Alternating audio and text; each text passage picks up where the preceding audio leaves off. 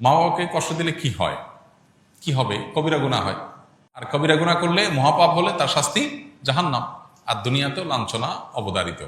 এই জন্য আল্লাহ তাআলা বলেছেন যে মা বাবা তাদেরকে কখনো ধমক দিয়ে কথা বলা যাবে না, এবং তাদেরকে উফ বলা যাবে না। তাদের সামনে আব্দুল্লাহ ইবনে আব্বাস রাদিয়াল্লাহু তাআলা বর্ণিত এক হাদিসে আছে, তিনি বলেছেন যে মা বাবার সামনে কাপড়ও ঝাড়া যাবে না, যে কাপড়ের ধুলাবালি এটা ঝাড়বে মা বাবার সামনে, এটাও বেয়াদবির শামিল, এটাও হুকুকুল ওয়ালিদাইন বা মা বাবার অবাধ্যতার শামিল। তাহলে কতটা নম্রতা তাদের সামনে দেখাতে হবে।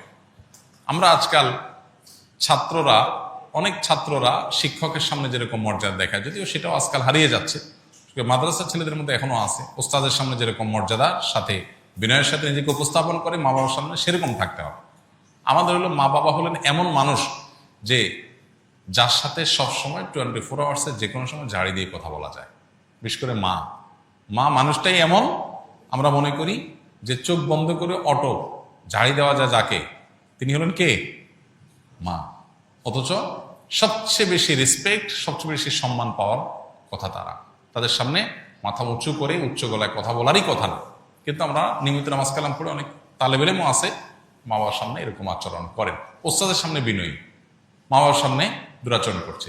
ওস্তাদ এত বিনয়ের হক রাখেন না, ওস্তাদের এত অধিকার নাই যত অধিকার কার আছে? মা বাবার আছে, কিন্তু সেটার খবর নেই। আমরা অনেকেই এক্ষেত্রে ভুল করি।